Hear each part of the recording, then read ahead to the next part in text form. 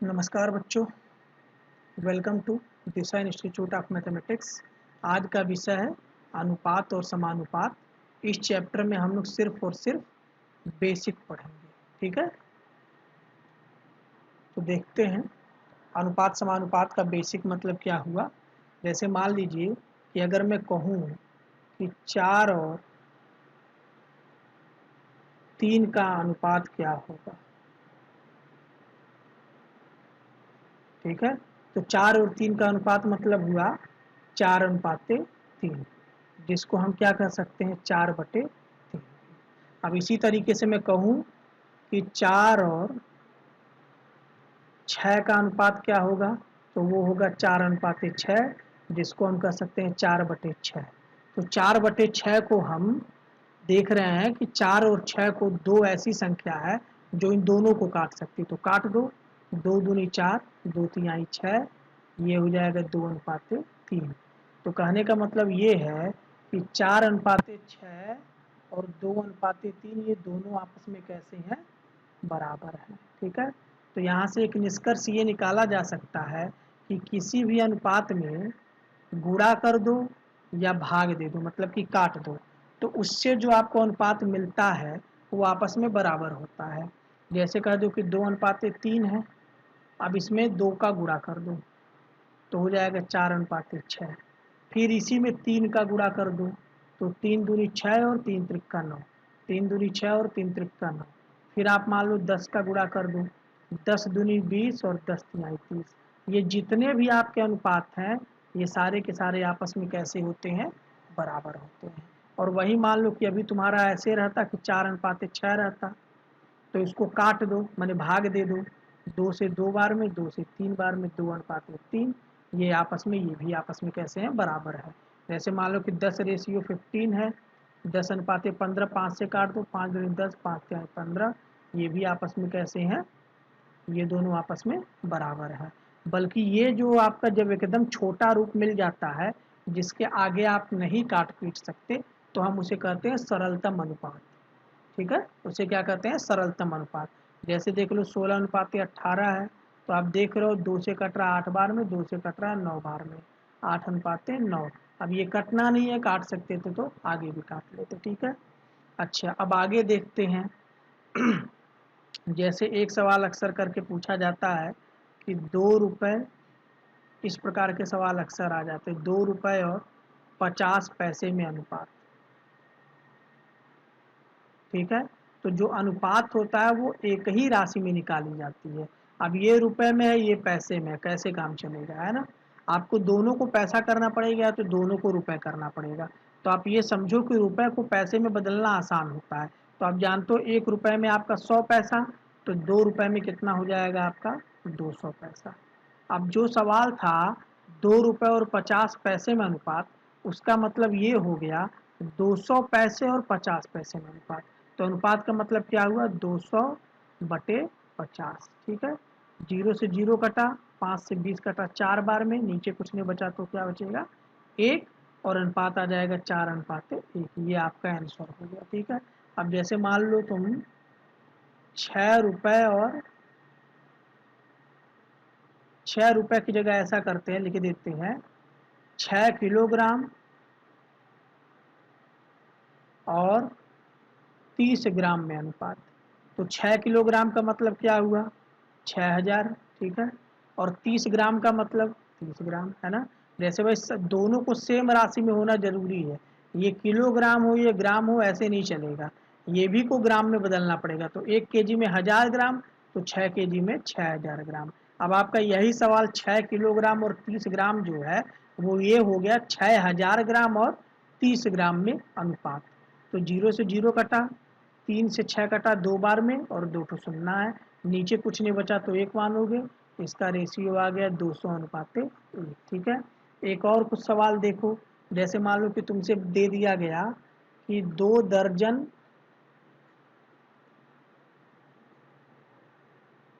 केले का अनुपात 4 केले से बताओ। चलो इसको 14 कर देते हैं, 14 केले से बताओ।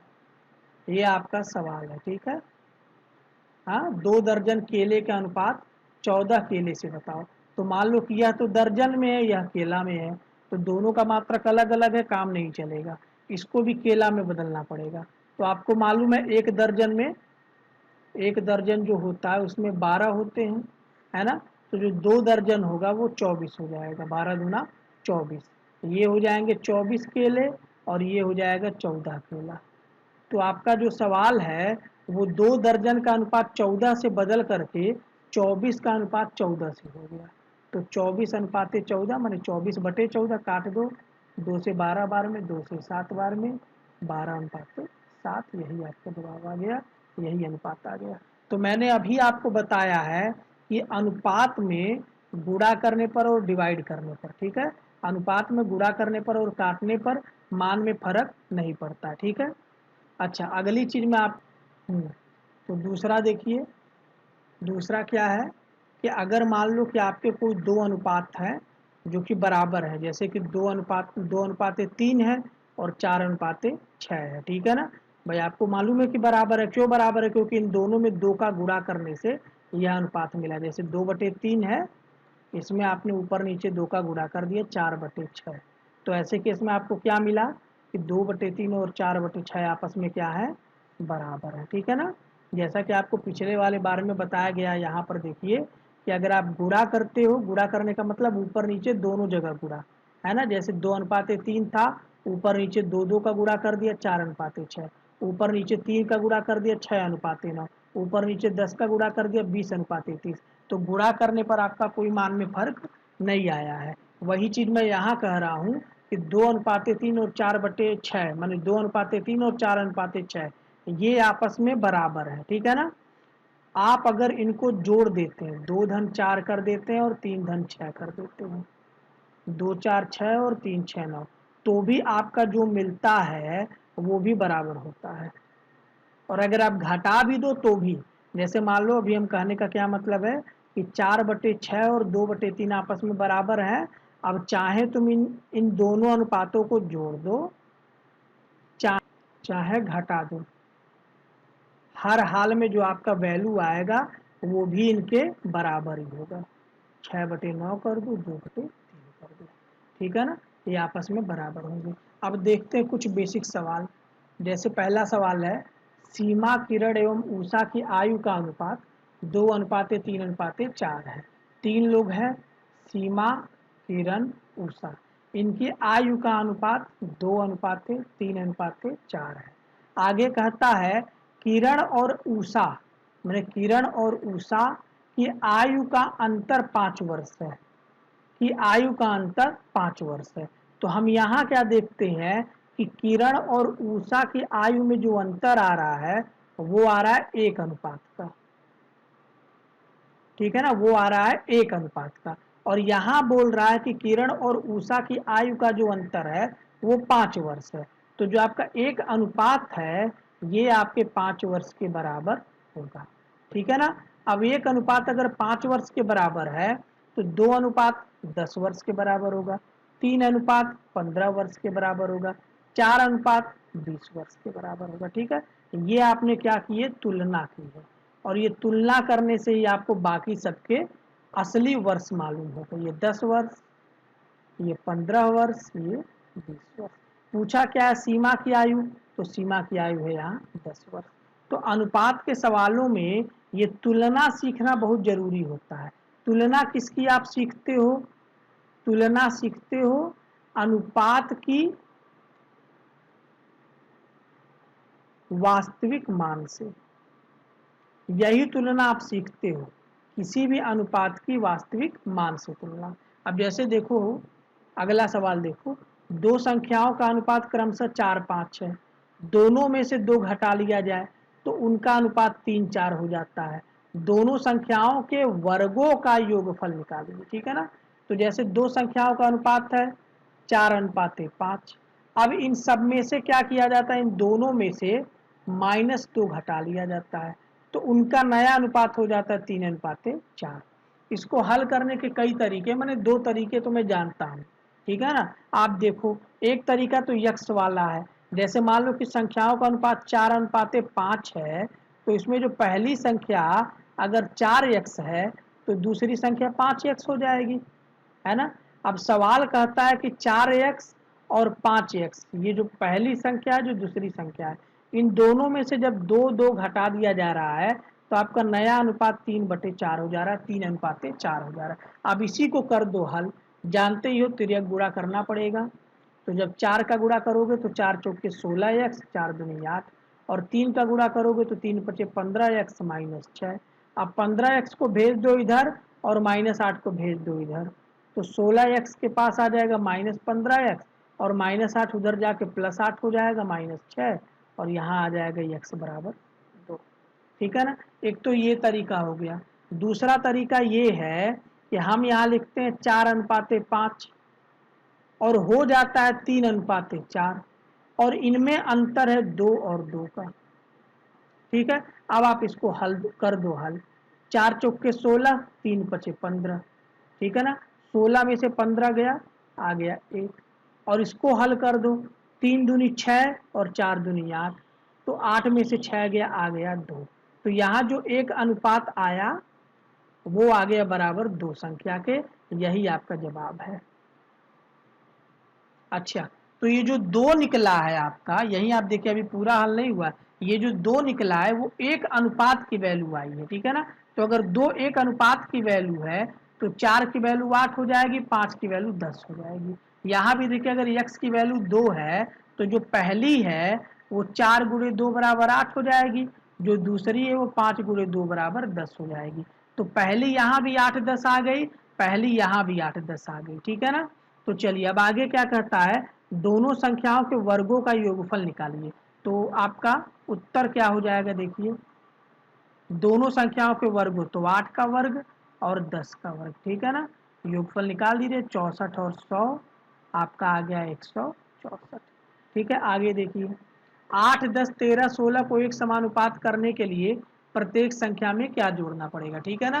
तो ये सवाल थोड़ा सा कठिन होता है क्योंकि इसमें आपका क्या कहते हैं, दो घातीय व्यंजक बन जाता है जिसको हल करना थोड़ा सा टफ होता है। लेकिन अगर इसी का अगर आपका विकल्प दिया रहता 4 विकल्प तो ये करना कठिन नहीं था।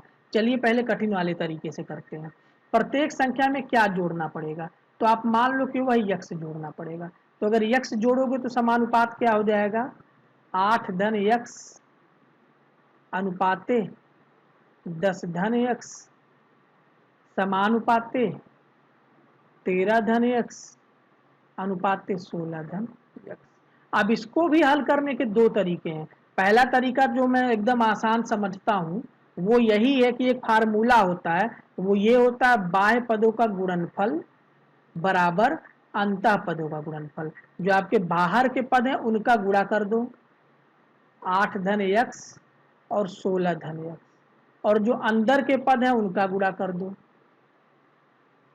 10 धन यक्ष और 13 धन यक्ष, ये आपस में होते हैं बराबर। अब कर दो हल इनको, ये यक्ष वर्ग हो जाएगा, धन आपका 24 यक्ष हो जाएगा, धन हो जाएगा 128, और ये हल करोगे तो आएगा यक्ष वर्ग और आएगा 23 यक्ष और आपका आ जाएगा 130। अब यक्ष वर्ग और यक्ष वर्ग आपस में कट गए, 23 यक्ष को भेज दो उधर, 128 को भेज दो इधर, 23 को इधर भेजोगे तो 24 यक्ष माइनस 23 यक्ष हो जाएगा, और इसको उधर भेजोगे तो 130 ऋण 128 हो जाएगा। 24 में से 23 घटाया यक्ष, 130 में से 28 गया 2, तो यक्ष की वैल्यू आ गई 2। माने इन सब में क्या जोड़ना पड़ेगा, 2 जोड़ना पड़ेगा। अब मान लो अगर विकल्प दिया होता तो मैं क्या करता, जैसे क्या जोड़ना पड़ेगा बोला है, पहला विकल्प होता 1 फिर 2 फिर 3 फिर 4, तो मैं करता क्या कि विकल्प से हल कर लेता। जैसे समानुपात करने का मतलब क्या होता है कि जैसे समानुपात आप समझ लो कि समानुपात है क्या। जैसे अभी मैंने आपको बताया ना कि 2/4 हो और आपका 3/6 हो, ये दोनों आपस में बराबर हैं। क्यों, क्योंकि अगर आप इन्हें काटोगे तो ये आप देखो 1/2 और 1/2, इनका सरलतम रूप आपस में बराबर है ना। अगर इनका सरलतम रूप बराबर है तो ये भिन्न भी आपस में कैसे हैं, बराबर है। 2/4 और 3/6, इनको हम कहते हैं समतुल्य भिन्न या फिर कह दो समतुल्य अनुपात। तो ये जो आपस में बराबर भिन्न है, आप इनको ऐसे कह सकते हो 2:4 समानुपाते 3:6, माने कि 2 का जो 4 के साथ अनुपात है और 3 का जो 6 के साथ अनुपात है, जैसे यहाँ 2 का जो 4 के साथ अनुपात है और 3 का जो 6 के साथ अनुपात है, ये आपस में समानुपात है, मतलब कि बराबर है। यही इसका मतलब होता है, ठीक है ना। और ऐसे केस में होता क्या है कि अगर आप बाहरी संख्याओं का गुणा कर दो, 2 छक्के 12, और भीतरी का गुणा कर दो, 4 तिहाई 12, तो ये आपस में कैसे होते हैं, बराबर होते हैं। लेकिन किस अवस्था में, सिर्फ और सिर्फ समानुपात होने की अवस्था में। अगर समानुपात नहीं होगा तो ये फार्मूला नहीं काम करेगा, माने बाह्य पदों का गुणनफल बराबर अंतः पदों का गुणनफल, ये काम नहीं करेगा। अब मान लो कि आपका सवाल था 8, 10, 13, 16, ये अनुपात, ये अनुपात, ये समानुपात। अब ये देखना था पहला सही होगा कि नहीं। पहला है 1, तो 1 भर दो, 9, 11, 14 और 17। अब गुणा करो, 17 9 126, या फिर 9 7 63, 133 हो जाएगा, है ना, 133 हो जाएगा। और 11 14 में 11 चौके 44, 11 कम 11 4 15, तो आपस में बराबर तो आया नहीं, तो आपका पहला विकल्प तो हो नहीं सकता। दूसरा है 2, 2 जोड़ लो, 8 2 10, 10 2 12, 13 2 15 और 16 2 18। अब वही बाहरी पदों का गुणा करो, तो 18 दाइम 180 और 15 बरहियम भी 180, बराबर आ गए। तो अगर ये बराबर हो गए, माने समानुपात हो गया, मतलब कि 2 आंसर होगा, 2 जोड़ने पर ये आपस में समानुपात हो जाएंगे। तो आपको इतना ज़्यादा हल करने की ज़रूरत नहीं पड़ेगी। तो समानुपात आपको समझ में आ गया ना। आप यहाँ पर वीडियो को रोक करके ढंग से समझिए समानुपात क्या है, और समानुपात का वो फार्मूला बाह्य पदों का गुणनफल बराबर अंतः पदों का गुणनफल। अगला देखिए, राम और श्याम की वर्तमान आयु का योगफल 45 वर्ष है। 6 वर्ष पूर्व उनकी आयु का अनुपात 5:6 था। तो राम की आयु कितने वर्ष है, माने राम की आयु अभी कितने वर्ष है, ठीक है। तो अब देखो, अगर 6 वर्ष पूर्व की बात हो रही है, तो 6 वर्ष पूर्व उनकी आयु का अनुपात 5:6 था, मतलब कि राम की आयु जो है वो मान लो 5x, तो 6 वर्ष पूर्व जो श्याम की आयु है वो हो जाएगी 6x। अभी इन दोनों का योग 45 वर्ष है, लेकिन वो अभी है, तो अगर अभी देखा जाए तो 5x राम की आयु पहले थी, अभी इसकी आयु +6 है। 6x श्याम की आयु पहले थी, अभी इसकी आयु +6 है, और इन दोनों की आयु का जो जोड़ है वो है 45। इसको कर दीजिए हल, 5x और 6x जोड़ेंगे तो आ जाएगा 11x, और 6 में 6 जोड़ेंगे तो आ जाएगा 12 बराबर 45। अब इसको भेज दीजिए इधर, तो 11x बराबर हो जाएगा 45 ऋण 12, 11x बराबर हो जाएगा 33 और x बराबर आ जाएगा 3। ठीक है ना, ये आपका हो गया यक्स की वैल्यू। तो अगर यक्स की वैल्यू है तो राम की आयु पूछ रहा है, तो 6 वर्ष पूर्व राम की आयु जो है वो थी 5x, तो 6 वर्ष पूर्व यक्स की वैल्यू भर दो तो 15 वर्ष हो जाएगी, है ना। तो जो वर्तमान आयु है, जो वर्तमान आयु है वो तुम्हारी हो जाएगी 15 धन 6 21 वर्ष, वो हो जाएगी 21 वर्ष। आगे देखिए, जैसे देखिए सवाल है, दो अनुपात है, दो संख्याओं का अनुपात है 2:3, प्रत्येक में 9 जोड़ करके 3:4 हो जाता है, संख्याएं क्या होंगी। तो वही है, अनुपात 2:3 है। इसको भी करने के दो तरीके, अगर आप पहली संख्या 2x मान लेते हो तो जो दूसरी संख्या है वो ऑटोमेटिक 3x हो जाएगी, और 9 जोड़ने पर इनका नया अनुपात मिल रहा है, तो 2x बटे 3x, और इन दोनों में 9 जोड़ दिया जा रहा है, तब आपको मिल जा रहा है 3/4। ठीक है ना। अब इसको कर दो हल, 13 गुणा मारो, 4 दूनी 8x और 4 9 36, 3 त्रिका 9x और 3 9 27। अब 9x को इधर भेजो, 36 को उधर भेजो, तो 8x ऋण 9x हो जाएगा, और इधर भेजो तो 27 ऋण 36 हो जाएगा। ये ऋण x आ जाएगा, ये ऋण 9 आ जाएगा, ऋण कट गया, x बराबर आ गया 9। तो अगर x बराबर 9 आया तो पहली संख्या हो गई 18 और दूसरी हो गई 27, यही संख्या हैं। ठीक है। इसको हल करने का एक तरीका और क्या, जो मैंने अभी पीछे बताया है कि पहले का अनुपात 2:3 था, ये पहला अनुपात है। दूसरा अनुपात है तुम्हारा 3:4, और ये आया कब है, जब 9 जोड़ दिया गया है। अब कर दो वही हल, 3 गुणा 2 चौके 8 और 3 त्रिका 9, 9 में से 8 गया बराबर 1। यहाँ 3 गुणा करो, 3 9 27 और 4 9 36, तो 36 में से 27 गया, आ गया 9। तो एक अनुपात जो है, जो एक अनुपात है वो बराबर 9 के आया, तो 2:18 के बराबर हो जाएगा और 3:27 के बराबर हो जाएगा। ठीक है ना। जब आपका एक अनुपात 9 के बराबर है तो पहला अनुपात 2:9 दूनी 18 हो जाएगा, और दूसरी संख्या 3 जो 9 त्रिक 27 हो जाएगी। अगला देखते हैं, एक पार्टी में 42 पुरुष और महिलाओं ने भाग लिया। यदि पुरुषों और महिलाओं की संख्या में 4:3 का अनुपात हो तो पार्टी में कुल कितनी महिलाएं सम्मिलित हों। तो अब आप देखो कि एक पार्टी है जिसमें पुरुष हैं और स्त्रियां, मेल और फीमेल, जिनका रेशियो है 4:3। अब कहता है कि पार्टी में कुल 42 पुरुष हैं, तो मतलब कि जो 4 अनुपात है ये 42 के बराबर हो गया, 42 पुरुष के बराबर। और पूछ रहा है कुल कितनी महिलाएं, तो 3 अनुपात के बारे में पूछ रहा है, तो आप यही हल कर दो कि जो अनुपात 4 है वो तो 42 संख्या के बराबर हो गया, तो जो अनुपात 3 है वो किसके बराबर होगा। आप जान ही रहो, 3 गुणा करते हैं और इसको बटे में लिखते हैं, 3 गुणे 42/4। इसको हल कर दो, ये 21 बार में, ये 2 बार में। लग रहा है सवाल में कहीं गलती है, तभी ये बटे में आंसर आ रहा है, क्योंकि बटे में तो आ ही नहीं सकता ना, है कि नहीं। अच्छा, मुझे लगता है कि 42 पुरुषों और महिलाओं जो दिया हुआ है, ये 42 टोटल संख्या दी हुई है। यही बात है, यही मेरे से गलती हो गई समझने में कि यहाँ 42 पुरुष नहीं है, यहाँ 42 पुरुष और महिलाएं टोटल दिया हुआ है। ठीक है ना। तो अब आप इसको अगर हल करोगे तो क्या करोगे कि 42 पुरुष नहीं है, टोटल है, तो टोटल अनुपात तो यहाँ 7 हो गया ना, जो टोटल अनुपात है वो 7 है, और उसके बराबर संख्या दी हुई है 42 की।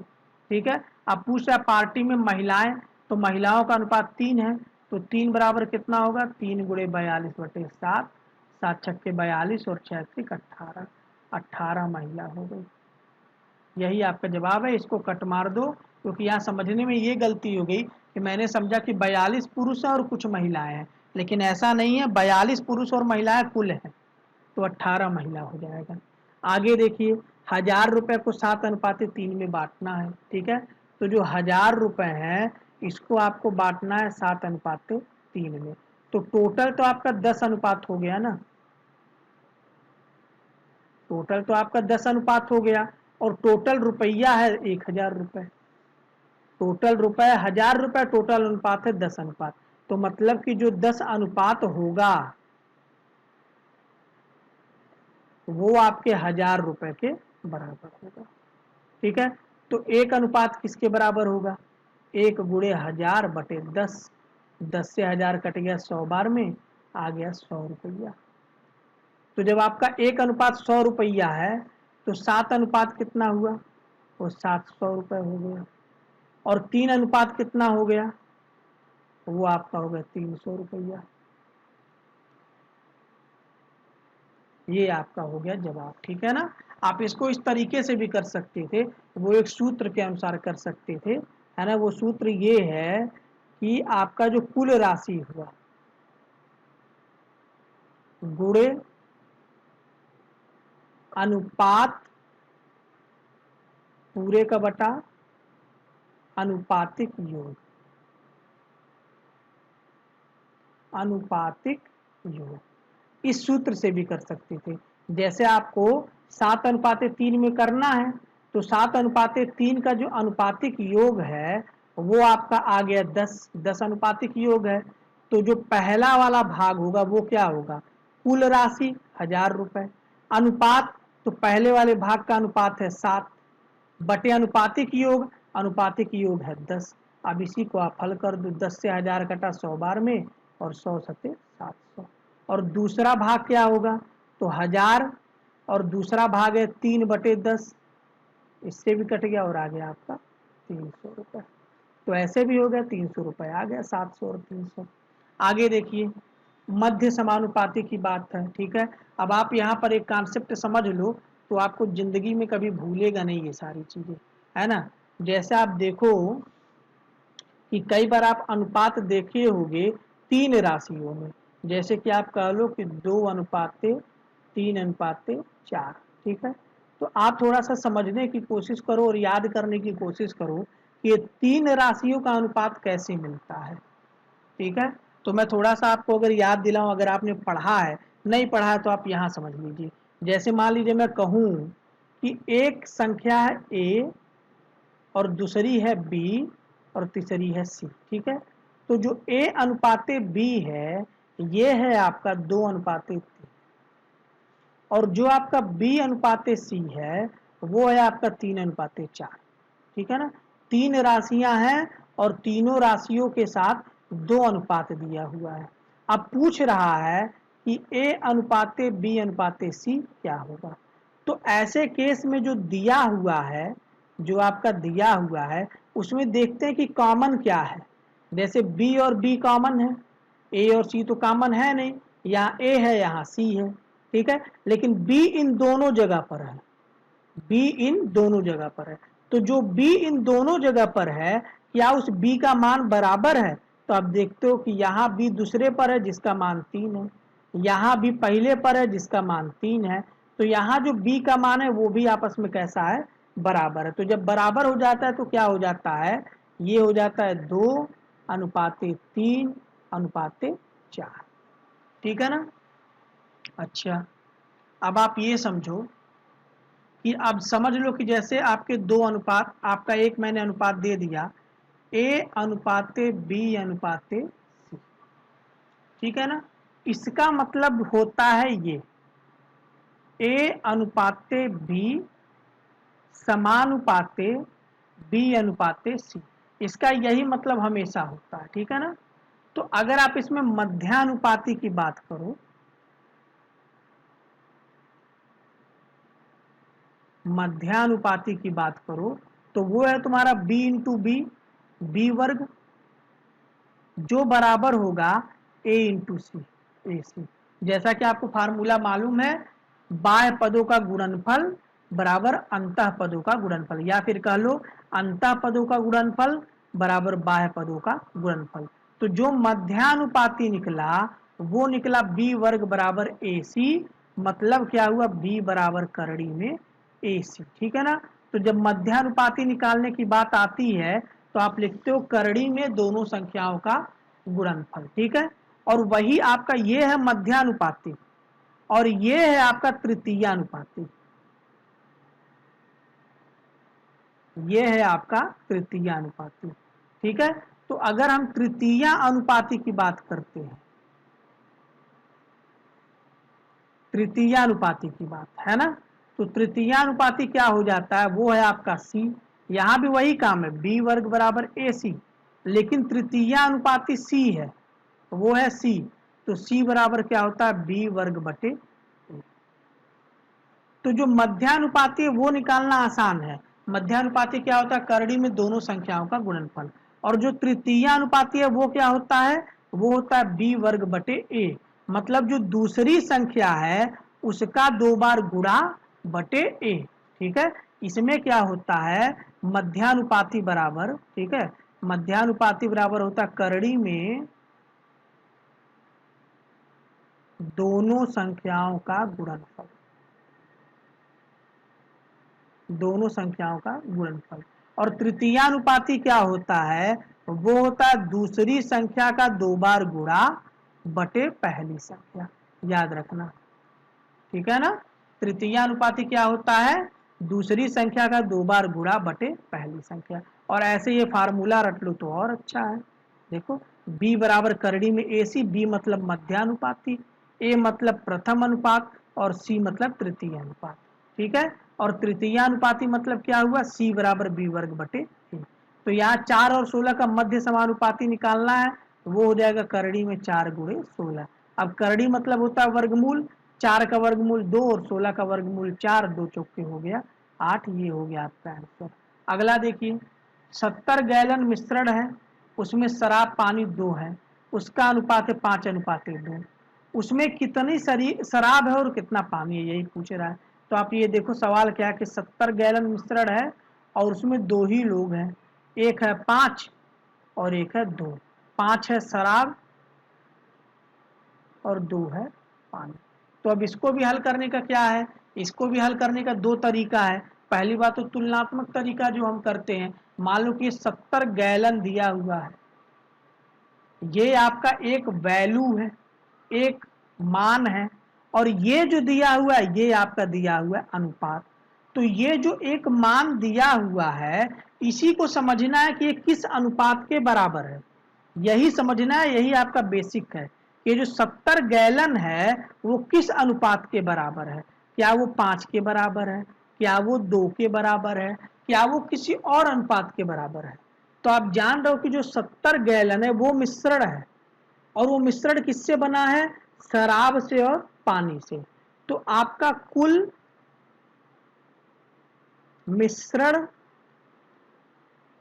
का अनुपात, जो कुल मिश्रण है उसका अनुपात जो होगा वो 5:2 बराबर 7 हो जाएगा, जिसमें 5 शराब है और 2 पानी है। और ये जो 7 अनुपात है, जो आपने अनुपात 7 निकाला है, यही 70 गैलन के बराबर है। तो हमने यहाँ तुलना सीख लिया कि जो अनुपात 7 है वो 70 गैलन के बराबर है। अब कितना शराब पूछ रहा है, तो शराब तुम्हारा 5 है, तो अनुपात 5 बराबर क्या होगा, 5 × 70/7।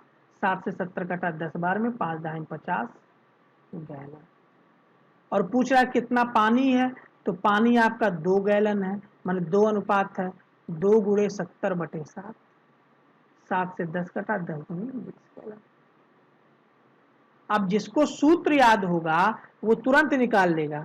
ये जो शराब है वो कितना होगा, आपको मैंने बताया कुल, तो कुल है 70 गुणे अनुपात, शराब का अनुपात है 5 बटे अनुपातिक योग वो है 7। 7 से 70 कटा 10 बार में, 10 × 50 गैलन। और इसी तरीके से जो पानी है वो कितना होगा, तो ये आपका होगा 70 और उसका अनुपात हुआ 2, और कुल तो 7 है। ये है, आप समझो कि सवाल में ये और ये नहीं बदलता है, हमेशा अनुपात में बदलता है, क्योंकि ये तो कुल है, कुल थोड़ी बदलेगा, चाहे शराब ले लो चाहे पानी ले लो, कुल थोड़ी बदलना। 70 गैलन है तो 70 गैलन है। अनुपातिक योग भी नहीं बदलना है, क्योंकि अनुपातिक योग तुम्हारा 5 2 7 ही है, वो हमेशा बदलेगा थोड़ी। अब आपका 7 से 70 कटा 10 बार में, और आ गया 10 दूनी 20 गैलन। तो ये सवाल का हल था। अगला देखिए, जैसे देखिए 35 लीटर दूध और पानी के मिश्रण में दूध और पानी का अनुपात 5:2 है।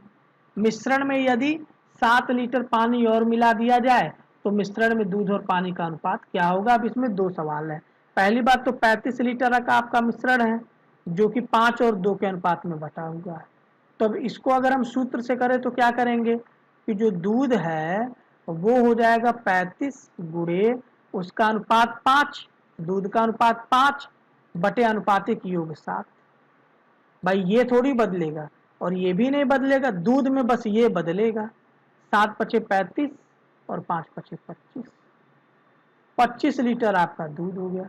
पानी क्या होगा, तो ये रहा 35 गुणे पानी का रेशियो है 2/7। 7 × 5 = 35, 5 दूनी 10, 10 लीटर पानी। अब कह रहा मिश्रण में 7 लीटर पानी मिला दो, चलो मिला दो भैया। वर्तमान पानी की मात्रा वो हो जाएगी 10 धन 7 17 लीटर। अब पूछा अब अनुपात क्या होगा, तो अब अनुपात क्या होगा दूध और पानी का, दूध तो बदला नहीं, वो 25 का 25 है, और पानी है वो हो गया 17, तो अनुपात हो गया 25:17। यही आपका हो गया 100। ठीक है, आगे देखिए, एक व्यक्ति को आय और व्यय का अनुपात 7:6 है, उसकी आय है 1400। तो भाई एक व्यक्ति है वो है 7 और 6, ये है आय और ये है व्यय। अब आप बताओगे 7 आय है 6 व्यय है, तो बचत क्या है, वो है 1। अब आपका सवाल कहता है कि जो आय है वो 1400 रुपए की, तो जो 7 अनुपात है ये 1400 रुपए के बराबर हो गए। और कहता है कितने रुपए बचाता है, मैंने जो एक है उसके बारे में पूछ रहा है।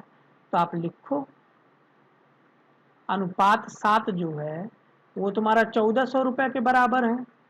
तो अनुपात 1 कितने के बराबर होगा, 1400 गुण 1/7, 7 से 1400 कटा 200 बार में, आ गया 200। ठीक है, आगे देखिए, दो संख्याओं का अनुपात 3:4 है, उनका योग 420 है। इसमें बड़ी संख्या क्या होगी, तो देखो दो संख्याएं हैं, उनका अनुपात 3:4 है और इन दोनों का योग है 420। इसमें बड़ी संख्या मतलब 4 के बारे में पूछ रहा है, तो बड़ी संख्या क्या होगी, तो बड़ी संख्या टोटल 420 है, गुणे बड़ी संख्या का अनुपात वो है 4 बटे इनका अनुपातिक योग वो है तुम्हारा 7। 7 से काटो 60 बार में और 60 चौके 240, यही आपका आंसर है। आप इसको तुलना से कैसे कर सकते थे कि उनका योग 420 है और यहां से देखो तब इनका योग 7 है। तो हम कह रहे हैं प्रश्न में दिया है कि इनका योग 420 है, हम कह रहे हैं इनका योग 7 है, तो जो अनुपात 7 होगा वो 420 के बराबर होगा। और बड़ी संख्या मतलब अनुपात 4,